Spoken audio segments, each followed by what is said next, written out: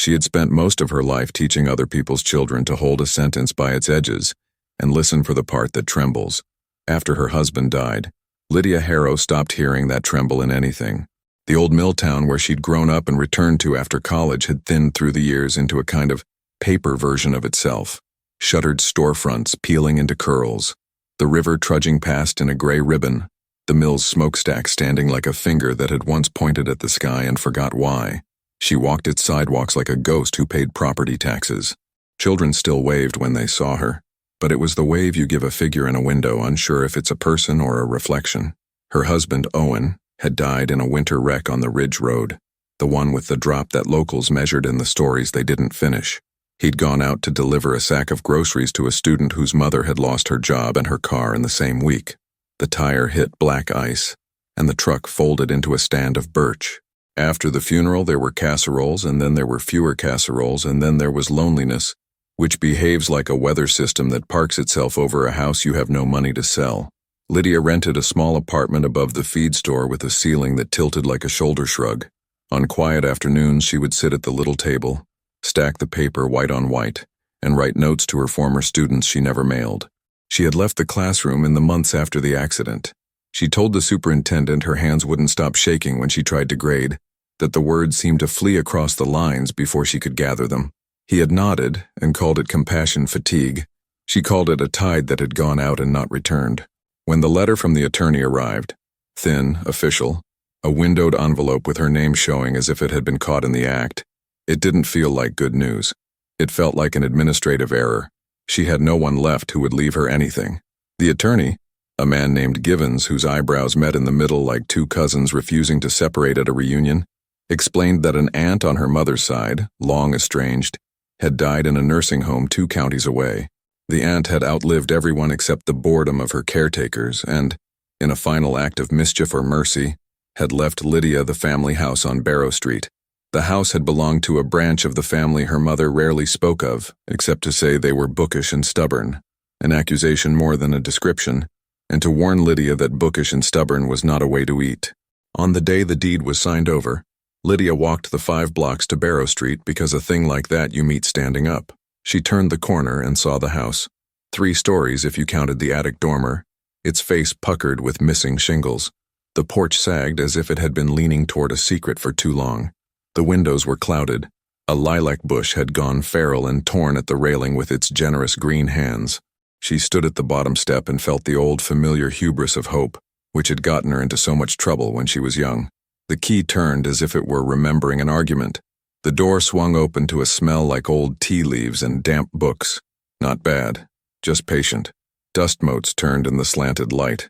Someone had covered the furniture in white sheets that made the room look like a landscape of snowdrifts. On the mantel, a clock that had stopped at 2:17 in some unremarkable decade. Lydia wandered through the rooms in a state that was neither reverence nor grief, but touched both. In the front parlor, a bookcase sagged toward collapse. She steadied it, and when it didn't fall, she cried, not because of the bookcase, but because something had finally not fallen. Upstairs, the bed frames were iron, their brass knobs tarnished to a kind of midnight. She found a sewing room with a machine that still held a thread the color of bottle glass. In the kitchen, a bowl nested in another bowl, as if they had kept each other company in the absence of hands. It was in that kitchen that she met the guide who would change the course of everything, though she did not know it then. The door to the small backyard stood ajar.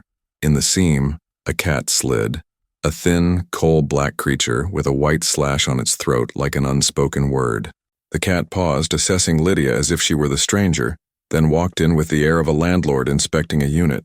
Its eyes were 2 different colors, one amber, one a pale green, like autumn and spring trapped in the same head. "Hello," Lydia said, because she had always believed in speaking to animals in complete sentences. The cat flicked an ear. It leapt onto a kitchen chair and then to the windowsill where it sat, tail curled, watching the yard with the absorbed intensity of a child content with their own company. She named it Argyle, because Owen had owned an Argyle sweater he loved, despite its elbows going to holes, and because the cat's throat mark reminded her of those diamond patterns that pretended not to repeat themselves. It would be some time before she understood that Argyle was not merely a cat who had wandered into a house, but a thread pulled through the fabric of her past, drawing it tighter and clearer. The first days in the house were a negotiation. The electricity had to be coaxed back. The plumbing muttered like a man waking from a nap. The roof leaked in 3 places. Lydia moved into the room at the back where the lilac brushed the window and brought its small, improbable scent. She started to sweep and to sort. She filled boxes with items whose names felt like they had been forgotten on purpose. She found a shoebox of letters tied with ribbon, a stack of church bulletins browned into brittle leaves, a ledger with a narrow hand recording deliveries and debts. She had to force herself not to read every sheet she touched, because each had the gravity of a story tugging at her fingertips. Argyle adopted a routine that felt like a lesson. He would disappear for long stretches, reappearing with sawdust on his whiskers, or with cobwebs like fine lace gathered to one ear. He slept at the foot of her bed, a warm comma at the end of her day. He ate whatever Lydia put down with the gratitude of the formerly hungry. He had the habit of looking behind things, of pawing at baseboards, nosing corners, of sitting and staring at a crooked picture, as if the tilt signified something only he could read. On the 6th day, the weather pressed its heavy palm to the town, dense heat pooling in the alleys. Lydia had opened all the windows. She was in the front room trying to coax the warped sash to stay up, when Argyle trotted in carrying something in his mouth. He dropped it at her feet with ceremony. It was a small brass key, old-fashioned, its teeth delicate as lace. "Where on earth?" Lydia said, crouching. Argyle sat, lifted one paw and scratched once at the floorboard near the hearth. Then he looked up at her, and for the first time she felt that he was not merely feline. He was a sentence that had been written in a language she had yet to learn. She ran her fingers along the floorboard he'd indicated. One plank clicked, barely, under her touch. She pressed again. The board lifted at one end, reluctant but willing. Beneath lay a short, narrow corridor of dark, a breath of cooler air. Lydia fetched a flashlight and shone it down. The beam returned wooden steps scuffed at the middle, a banister polished by the ghosts of hands. Argyle slipped through without hesitation. Lydia followed, her heart making the old mistakes of fear and hope at once. The steps delivered her into a small, rectangular room behind the hearth, a room that did not exist on the house's logic, a room that had been inserted like an aside in a long story. Shelves ran wall to wall, floor to ceiling, laden with books whose spines had faded into autumnal colors.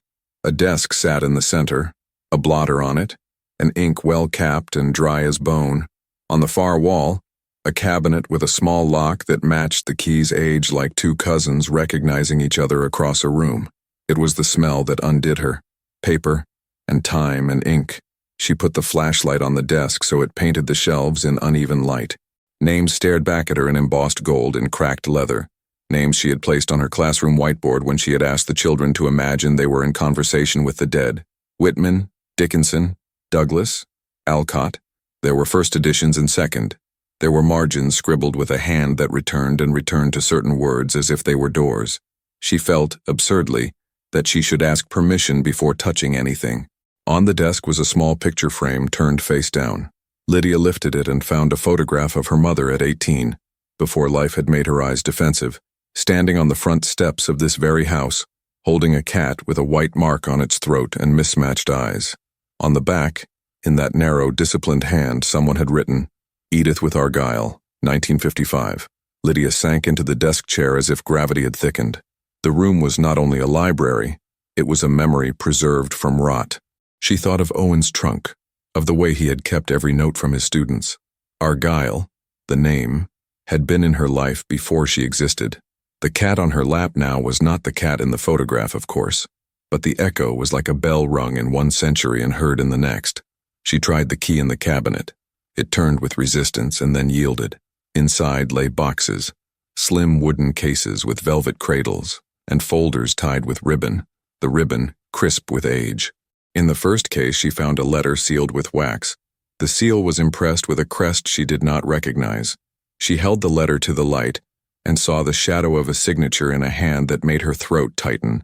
She was not certain, but it looked like it might belong to a woman who had once hidden people in the walls of her borrowed house on a different road, zeros of years collapsing into each other. Lydia did not trust her own eyes. She set the letter down and opened a folder. Newspapers, clippings from the town paper dating back a century, reports about the mine at the edge of town, about the strike that had ended with an explosion that killed 7 men, About the pension fund that had vanished into a language no one in the town spoke. Securitization, derivatives, words that had, decades later, become the words that did it in.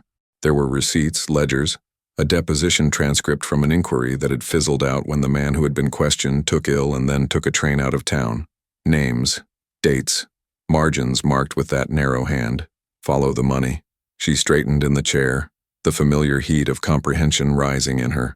The students had once laughed when she described it this way, the flush of finally fitting a line to a line and discovering a paragraph. She lifted another folder.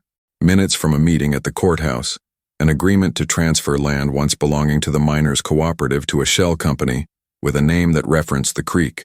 The signatures looked like the signatures on the plaques in town, the men whose grandchildren still wore their names like armor. Argyle leapt onto the desk and stared at her with his 2 seasons of eyes. Lydia stroked the cat's back and felt his spine rise like a path.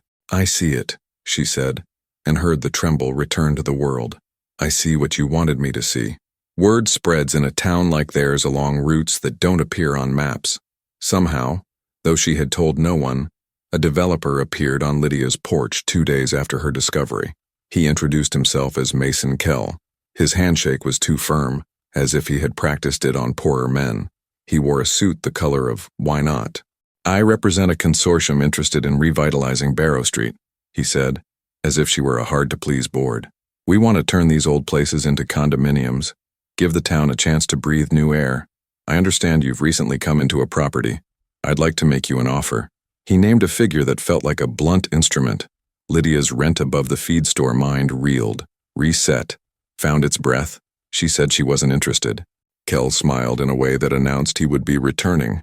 He glanced past her shoulder, trying to see into the house without appearing to. Argyle on the hall table stared at him as if he were a moth. That night she pressed the cabinet key into a dish on her bedside table and slept with a hand over it, as if it were a pulse. She dreamed of ledgers that turned into maps, of shelves that, when touched, swung open to a road that led out of grief into something like intention. Lydia had never been a person to call attention to herself, but the library would not let her remain invisible. In its pages she found a narrative that had been smothered and set aside. The miners' cooperative, the fund they had created to care for their widows, the land they had purchased so they could grow food when wages were late. The way, over time, those holdings had been siphoned into entities that took on the shapes and names of birds but were, in fact, a single fist reaching from a courthouse office. The fist had a name that still commanded the choir at the First Baptist and the Rotary Club's agenda. Kell. She took copies. She put the originals back in the cabinet and turned the key so it whispered shut. She sat at the desk and made lists because she trusted lists to hold her fear. She called the one reporter left at the paper, a woman who had graduated 5 years before Owen died, and who had once written a profile of Lydia that made her feel briefly like a person who could be profiled. The reporter, Sloane Ruiz, listened without interrupting. When Lydia finished, Sloane exhaled. "Come in tomorrow," she said. "Bring what you have. And Lydia, don't tell anyone else." On the way to the paper's cramped office, a white pickup with tinted windows idled behind her at the light for longer than idling requires. When she turned, it turned. When she pulled to the curb outside the paper, it passed slowly, then accelerated at the next street. She told herself she was being foolish. She told herself foolishness and caution sound the same in your head. Sloane had the kind of face that let you practice telling the truth without flinching. She spread the documents on her desk in careful piles. "This," she said, touching the deposition, "is not nothing." She lifted the sealed letter, held it to the light. "And this could be extraordinary." She glanced up at Lydia. "You understand what it means if we publish any of this?" Lydia did. She felt it like a weather change. "It means the town will have to decide who it has been and who it wants to be." Sloane smiled, tired and fierce. "It also means Kell will come for you hard." That night, the lock on Lydia's kitchen door showed scratches that had not been there that morning. A pane in the back window had a star in it. Argyle slept with his head on Lydia's shoulder, purring like a machine meant for repair. In the morning, on the porch, she found an envelope tucked under the mat. Inside, a printout of a bank statement with a balance circled, a number like a joke. On the back, a message in block letters: "Sell now, before it gets ugly." She took the note to Sloane. The reporter photographed it and handed it back in a plastic sleeve. "Document everything," she said. "If they sneeze at you, Write down the time, place, and the color of their handkerchief. She asked permission to bring in an expert from the state university to evaluate the books. Quietly. If what you have is what I think it is, this isn't just a local story, she said. It's a history that got swallowed and is asking to be spit back up. In the days that followed, Lydia's life learned a new rhythm. Mornings cataloging the library with a care that felt like prayer. Afternoons at Sloane's office making copies, cross-referencing names. Evenings fielding a small chorus of calls and visits that began as curiosity and turned to pressure. Kel returned with a taller figure in tow. His cousin Garland, who held an office with a seal and the power to send inspectors to measure inconveniences. They stood on her porch and admired her lilac and spoke as if they were selling a weather pattern. When she refused again, Garland's smile became a room with a locked door. The guide, Argyle, grew more deliberate. He would leap to the desk and bat one corner of a paper, pause, and bat again as if saying, "Here, here." He pawed a loose brick in the secret room's far wall until Lydia knelt and pried it free, revealing a tin box with a leather strap. Inside, a ledger with more names, including one that made her hands go cold. Owen had once told her about a bank manager who'd helped him arrange a small loan for a student's family to keep their heat on one winter. That manager's signature appeared beneath a transfer that should never have occurred, dated the year after the mine explosion, money that had bypassed the widow's fund and slid into a Kel entity instead. She took a breath that felt like standing on a cliff's edge and still stepping forward. She understood then that what she had wasn't just valuable in dollars, though Sloane's expert would soon estimate the library's first editions and annotated histories at $3 million by any prudent auction, and priceless in testimony. It was the buried account of how a town that had once cared for its own had been taught to mistrust that instinct. When the expert came, he came at night, through the back alley, his breath frosting in the beam of Lydia's flashlight.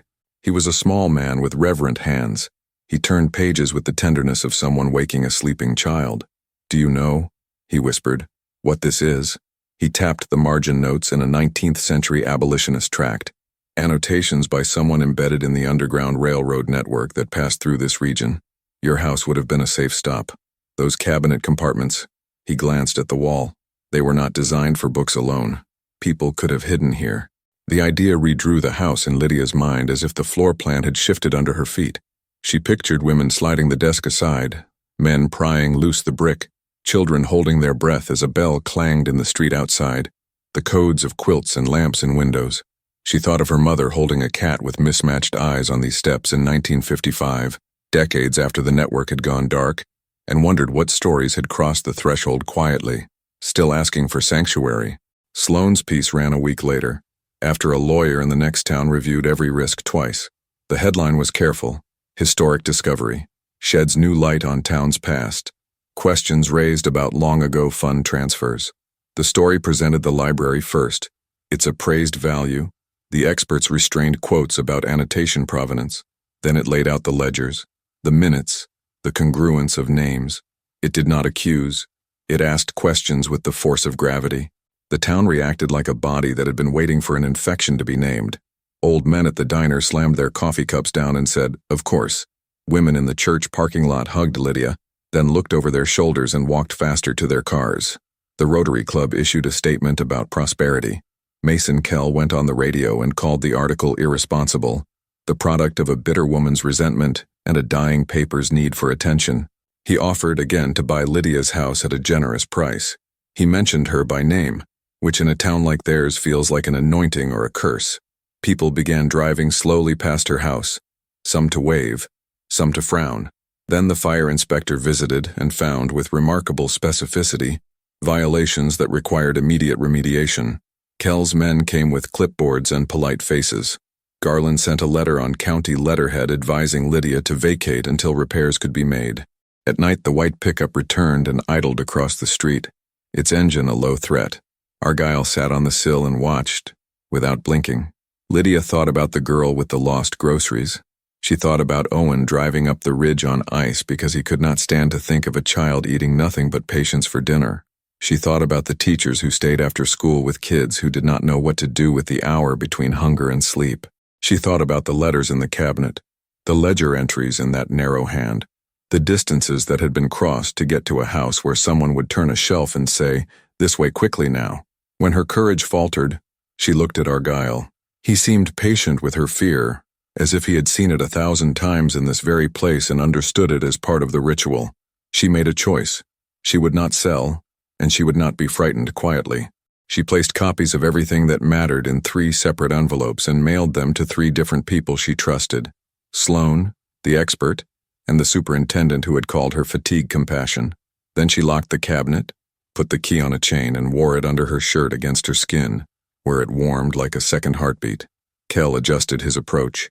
A woman from his consortium, polished and kind, came with muffins and an apology for any misunderstandings. She talked about community revitalization. She nodded when Lydia said the word museum. Of course, the woman said. We would preserve anything of value. That's what we do. Curate, protect, display. Your collection would be safe with us. The woman ran a finger along the dust on the banister and held it up with a laugh, as if dust were an argument that couldn't be refuted. Lydia smiled and offered her tea, then declined the proposal and walked the woman to the door. That night the house listened uncomfortably to the wind, which had changed direction. Lydia woke at 2:17, the hour stamped on the mantel clock, to a sound like a breath sucked through teeth. She sat up. Argyle, at her feet, was already standing, fur lifted along his spine. The smell came next. Smoke, sharp and insinuating. She threw the blankets aside, ran to the hall, and saw Orange finger the baseboards near the back door. A bottle lay shattered on the floor, its remaining liquid hissing and catching. She had seconds. She ran to the kitchen and threw open the cabinet under the sink, hands groping for the extinguisher she'd bought after the inspector's visit. She pulled the pin with a force that would have snapped a weaker will. Foam blossomed, a false snow that smothered the first lick of flame. The orange retreated, then flared again along the curtains. She sprayed again, coughing. Go, she yelled to Argyle, though the cat refused, circling her ankles like a tether. The idea came, terrible and clear. The library, the papers. She could not save the whole house. The back room might go. The secret room was behind brick, but fire is a scholar that reads every margin if given time. She ran. The bookshelf pivot stuck. She wrenched it, shoulders burning, the wood protesting like an old man in church. It gave. She slipped through to the narrow stairs. Argyle at her heels, the air cooler. In the secret room, she moved with the precision fear can give. To the cabinet. Key from her shirt to the lock. Hands finding the thickest folders. The boxes that contained the most singular of letters. She stuffed them into a canvas bag she had hung on the chair for this very reason. A reason she'd hoped was paranoia, and now thanked as foresight. She looped the bag across her body. Back in the hall, smoke had thickened into a presence. She dropped low, pulled the collar of her nightshirt over her mouth like a child playing at bandit. She made for the front door, the path that memory would have chosen in darkness. The heat shoved her. She stumbled once on the last stair, caught herself on the banister where the woman had drawn her finger through dust. She threw the door open. Cool air grabbed her by the throat. The white pickup idled a house down, its lights off, its shape obvious in its mistake. I see you, Lydia said hoarsely into the night, and heard, to her shock, how steady she sounded. Neighbors' lights flicked on. Someone shouted her name. The house groaned, a sound like a creature deciding whether to live. On the porch, Lydia dropped to her knees and pressed her face to the canvas bag, inhaling the smell of old paper like the smell of her own life. Argyle pressed himself to her side, his body vibrating with something that was not quite fear. The fire department arrived in a chorus of competence. Men and women in coats like armored promises shouldered through the door. Water slammed into the orange and made a black steam that lifted, argued, then gave in. The night witnessed. By dawn, the back of the house was a charred cough. The front stood, stubborn as a teacher who won't let a child ruin their future with one bad week. Sloane arrived with coffee and a voice made of steel wire. You okay? She asked, and looked into Lydia's face in a way that made hiding silly. I'm angry, Lydia said. The admission felt like a decision. And grateful. Both are accurate, Sloane said, and useful.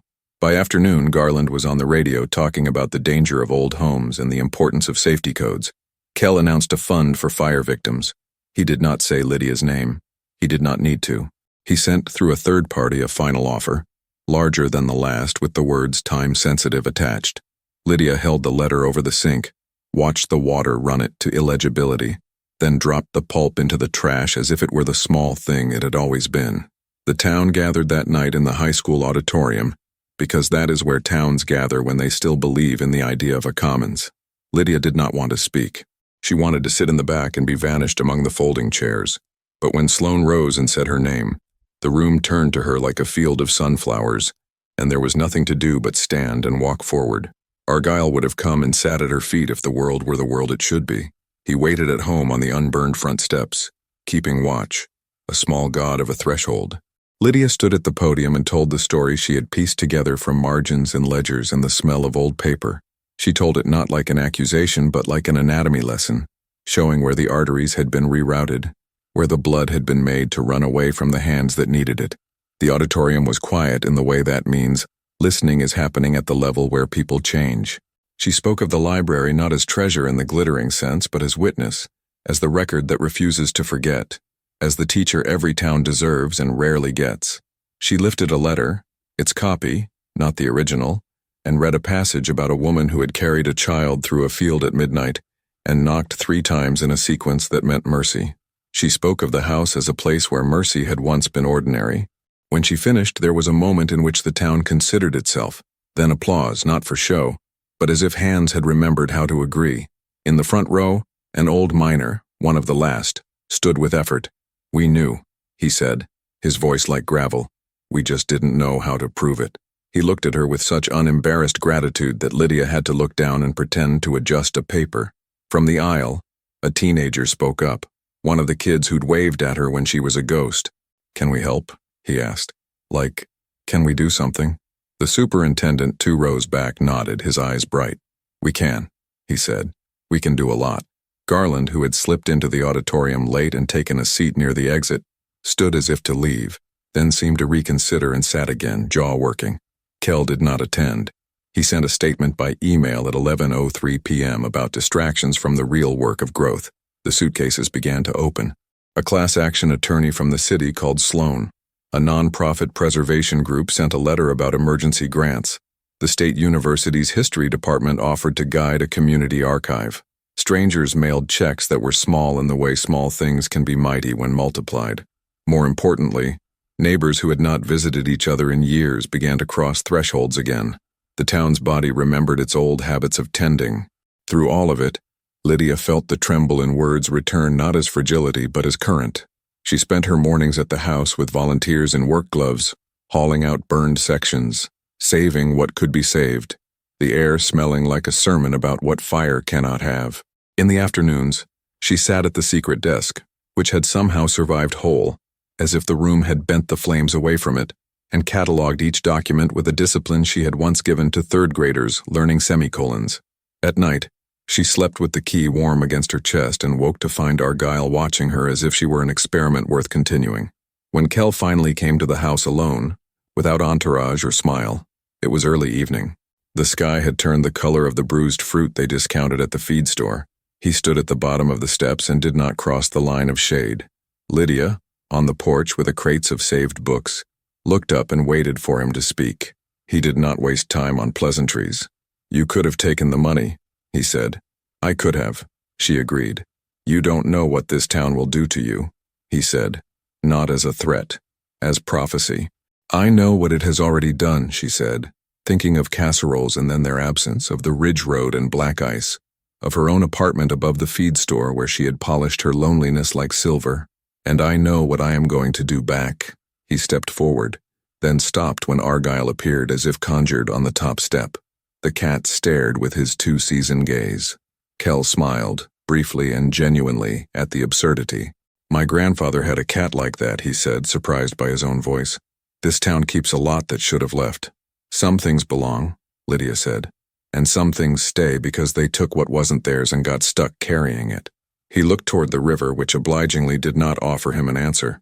"You have no idea how messy this will get," he said finally, and left, as if he had given a gift and could not bear to wait for thanks or refusal. Messy. The word proved accurate. There were depositions and discovery requests, boxes of records in offices where the fluorescent lights hummed like insects. There were days when Lydia felt flayed by the attention, when the town's affection turned to demands she could not fulfill on anyone's timetable but her own. There were people who called her a saint and people who called her a witch, and she had no interest in being either. There were moments when she wanted only to return the key to the cabinet and let the past remain in the dark, where it is so compliant. In those moments, Argyle would headbutt her wrist until she laughed despite herself, an animal insisting on the present tense. The day the settlement was announced, it rained in a way that made the town feel washed without being erased. The Kell Consortium agreed to fund a permanently endowed community trust for the miners' descendants in the widow's line, to return parcels of land that had been spirited away by signatures and long words, to withdraw plans for the condos on Barrow Street. It was not justice, not in the fairy tale sense. It was a reckoning that recognized itself as partial and still necessary. The library's appraisal had firmed. The collections annotated abolitionist materials and early American letters, the marginalia that scholars already whispered about. The first editions, 3 million at minimum, more if sold wisely. Lydia chose not to sell them to private collectors. Instead, she worked with Sloan, the university, and the town council, newly chastened, newly bold, to establish the Harrow House Museum and Sanctuary, a place both for books and for people who needed a quiet chair to remember they were worth a story. The state chipped in money. The town contributed time. Volunteers brought sandwiches. Teenagers painted walls with a care that looked like penance for things they had not done but inherited. On opening day, the town filed through the house in a line that moved at the speed of awe.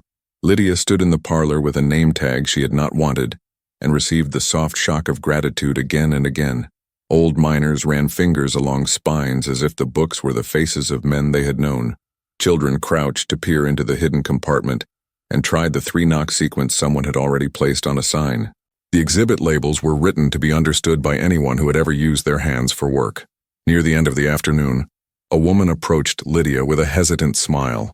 She had Owen's student's eyes. "He brought my family groceries," the woman said, as if she were confessing. "Years ago. My mom still talks about it. That's what this feels like." She gestured at the room, the warm lamps, the letters that had been coaxed into legibility with gentle light. Like somebody remembered we were here. That night, when the last visitor left and the house exhaled the way buildings do when they can finally sag into themselves, Lydia walked to the secret room and sat at the desk. The key lay on the blotter, and she turned it once between her fingers before slipping it over her head again. Argyle leapt lightly to the desk and settled, his 2 eyes reflecting 2 separate lamplights. "What do you think?" she asked him, whispering not because secrecy was required but because gratitude often is.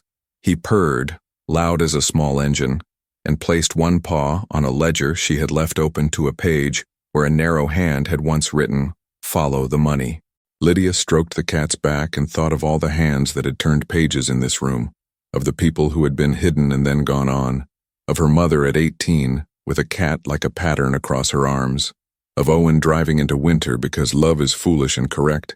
She thought of the town outside and how it had begun to look one another in the eye again, however briefly, however awkwardly, and say each other's names with something softer than suspicion. The transformation did not make her bright or large. She remained who she had been, a woman who had taught children to listen for the tremble in a sentence and then to steady it with their own breath. But now, when she walked down Main Street, the bakery door opened and someone called her in for coffee she did not have to pay for, and a 4th grader with a front tooth missing tugged her sleeve to tell her about a book he loved, and the white pickup no longer idled in the dark because it had learned the town would come out onto their porches and stare it down. People nodded and did not avert their eyes. The superintendent asked if she might consider returning, not to a classroom but to something broader, a community program, the kind of after-school place where kids could find heat in the winter and a hand on their shoulder in any season. "Yes," she said, surprised by how ready the word had been in her mouth. "Yes, we can." The town would still fail. It would still forget and be reminded. Houses would burn. Accidents would happen on ridge roads no matter how many salt trucks sang their morning songs. But the library stood, and the trust grew, and the museum's front door stuck in summer the way old doors do.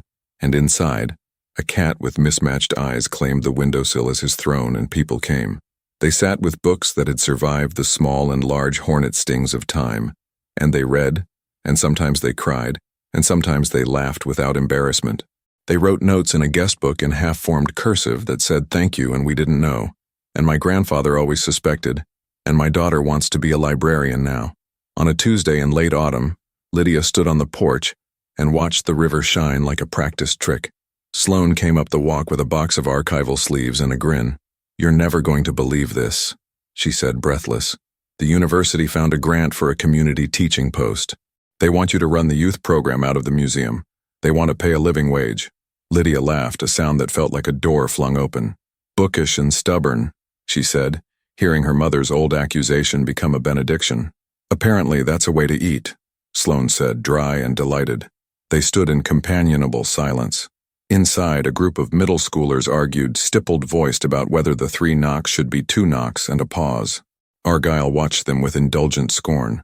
The house held the noises the way a body holds breath, ready to release, ready to receive. The choice Lydia had made the night of the fire, the moment she decided that fear would not be the biography carved into her days, had remade her.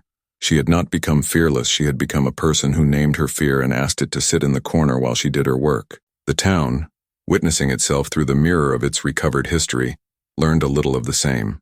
The antagonist did not vanish.